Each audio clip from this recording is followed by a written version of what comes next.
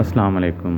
عمران خان صاحب نے کچھ دیر پہلے قوم سے خطاب کی ہے۔ انہوں نے بتایا کہ جو ان کی بہن پر جو کرپشن کا الزام لگایا گیا اس بارے میں انہوں نے کھل کر بات کی ہے، اور انہوں نے بتایا کہ یہ جو زبردستی کا مقدمہ ہم پر بنا رہے ہیں تو یہ تو بینک سے ثابت نہیں ہوتا، تو ہم ان پر قانونی کارروائی کریں گے اور انشاءاللہ تعالی ان کو کورٹ میں گھسیٹیں گے اور خود کو بے گناہ ثابت کریں گے۔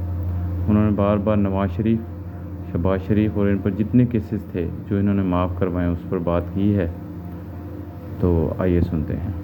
اکانومی ٹھیک ہو جائے۔ یہ ہو ہی نہیں سکتا کہ آپ ایک ویک پولیٹیکل گورنمنٹ آئے اور وہ آ کے ریفارمز کر دے۔ یعنی مجھے پتا ہے کہ کس طرح ہم نے یہ 3.5 سال گزارا کیا تھا، جب ہمارے پاس کلیئر میجورٹی نہیں تھی، ہم مضبوط نہیں تھے، تو کس طرح کے پریشر فیس کرنے پڑے کہ جب بھی کوئی طاقتور مافیا کے اوپر ہاتھ ڈالتے تھے تو اپنے اندر سے ہی اپنی میجورٹی بچانے میں پرابلم لگ جاتا تھا۔ اور پھر جب سپر کنگ صاحب اگر فیصلہ کریں کہ یہاں اکاؤنٹیبلٹی نہیں ہونی تو ہم جو مرضی کر لیں، اکاؤنٹیبلٹی نہیں ہو سکتی۔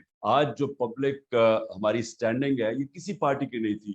ویسٹ پاکستان، ہاں مجیب الرحمان کی پارٹی تھی 1970 میں ایسٹ پاکستان، لیکن ادھر کبھی پارٹی کی اس طرح کی پبلک بیکنگ نہیں جو آج اس کی۔ تو اس پبلک بیکنگ کا فائدہ اٹھاتے ہوئے ہم اگر الیکشنز کے اندر ایک کلیئر میجورٹی آتی، اس کے بیس کے اوپر لوگوں کو مینٹلی تیار کر کے پہلے کہ آپ ایکسپیکٹ کریں کہ ہم نے بڑے مشکل وقت سے گزرنا ہے، ہم نے یہ کینسر پھیل رہی ہے جسم میں، اس کو کاٹنا ہے، تکلیف ہوگی، لیکن اس کے بعد آپ کا اچھا وقت آ جائے۔ جو میں اپنے لوگوں کو جانتا ہوں، آپ دیکھ لینا یہ بڑی ریزیلینٹ قوم ہے، یہ کھڑی ہو جائے گی۔ پاکستان کے اندر ڈالرز کیسے لے کے آنے ہیں اوورسیز پاکستان سے، یہ ہے کہ جو ہمیں ریفارمز کرنی ہے گورننس کے اندر، وہ سب سے پہلے ہم ساری رکاوٹیں روکیں جو کہ ان کے راستے میں آتی۔ ایک سسٹم جو کرپٹ ہو چکا ہے، اس میں لوگ پیسے بنا رہے ہیں، وہ چینج آنے نہیں دیتے۔ ایف بی آر کے اندر ہم نے اتنی ٹیکنالوجی لانے کی کوشش کی، وہ جب وہ آنے لگتا تھا، وینڈر آتا تھا کوئی باہر سے کہ وہ سارے ہم آٹومیٹ کریں، ادھر سے اندر سے کوئی جا کے وہ اندر سے جا کے کوئی کرتا تھا، وہاں عدالت میں چلا جاتا، اسٹے آرڈر میں جاتا۔ اور یہ جو ٹریک اینڈ ٹریس سسٹم ہے، ہمیں اتنی دیر لگی ہے کیونکہ ساری بڑی بڑی کارپوریشن انڈسٹریز یہ سیلز ٹیکس چراتی ہیں، اور جو ساری جو شوگر انڈسٹری سے جو ہم نے جب وہ کیا اس کے اوپر انویسٹیگیشن، تو 30 سے 25% ساری شوگر انڈسٹری کے لوگ سیلز ٹیکس چرا رہے ہیں۔ تو وہ ٹریک اینڈ ٹریس سسٹم بڑی مشکلوں سے ہم نے، وہ بھی پہلے سیبوٹاج ہوتا رہا، وہ فائنلی آیا۔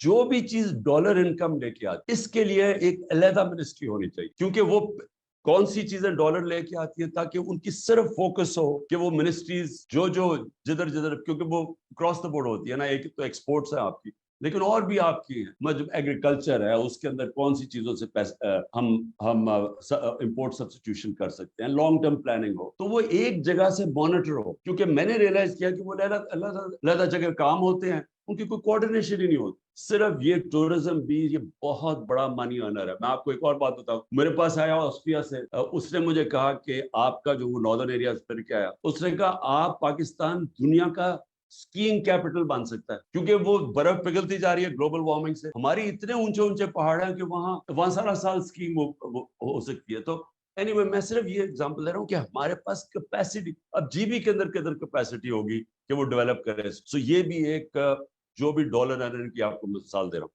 سیکنڈلی منرلز، اب منرلز بھی چلے گئے سارے صوبوں کے پاس، ان کے پاس بھی کیپیسٹی نہیں ہے۔ اب اتنی پوٹینشیل ہے منرلز کے اندر ڈیولپ کر، لیکن وہ بھی جب ایک تکڑی منسٹری فیڈرل لیول پہ ہوگی تو وہ ڈیولپ ہوگا، شیئر بشک صوبوں کو چلا جائے، لیکن اس کی ڈیولپمنٹ کے اندر تو ایک پاورفل منسٹری بنے جو سارا وہ ڈیولپ کرے۔ میں صرف مثال دے رہا ہوں جو ڈالر ارن کر سکتے ہیں۔ جب آپ 3 آدمی بٹھا دیتے ہیں ایک آدمی کا کام کرنے کے لیے، تینوں ہی نہیں کام کرتے، اور بلکہ رکاوٹ بن جاتے، راست چیزیں سلو ڈاؤن کر دیتے ہیں، تو یہ بھی کرائسس ہے، گولڈن اپرچونٹی ہے کہ اس کو ڈاؤن سائزنگ کریں اپنی گورنمنٹ کو، اور اس کے علاوہ بھی ہمارے پاس کیپیسٹی بھی نہیں ہے۔ یہ جو بلین سونامی کا آئیڈیا کیا اور اس کے بعد انوائرمنٹل پہلی دفعہ پروگرامز بنائے، تو یہ تو کسی کے ریڈار پہ بھی نہیں ہے، یہ تو کوئی سوچتا ہی نہیں ہے اس چیز کے اوپر، کیونکہ پاکستان کی جو ونربلٹی آگے وہ بڑھتی جائے گی۔ اور پھر ڈیمز کا سوچے، 50 سال کے بعد ڈیمز بنا رہے ہیں، ہاں یہ پہلی دفعہ ہماری گورنمنٹ میں شروع ہوئی ہے ڈیمز بنانے۔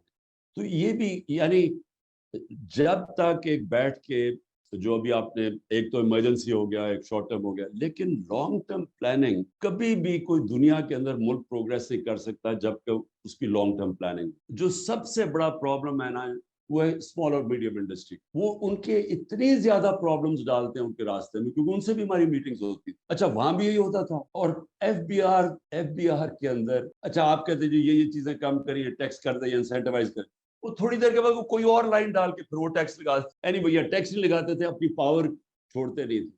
یہ جب سارے مل کے آ جائیں گے تو مجھے بتاؤ انہوں نے گورننس کیا دینی ہے. یعنی وہ بالکل ہی اپوزٹ ہے جو ملک کی ضرورت. ملک کی ضرورت ہے اسٹرانگ گورنمنٹ. یہ جو لے کے آ رہے ہیں وہ مور آف دا سیم. یہی لوگ ہیں نا, یہ ان میں ایک دو اور ریلو کٹے ایڈ ہو جائیں گے, لیکن وہ گورننس کیسے پرووائڈ کریں گے, کیونکہ انہوں نے ابھی تک ایک تو ریفارم کی نہیں ہے, نہ ہی یہ کر سکتے ہیں. سو اس لیے انفارچونیٹلی جو جس طرف ہم ڈائریکشن جو ملک کا جا رہا ہے, میں 1 سال سے لگا ہوا ہوں کہ ایک ہی طریقے الیکشن کرواؤ.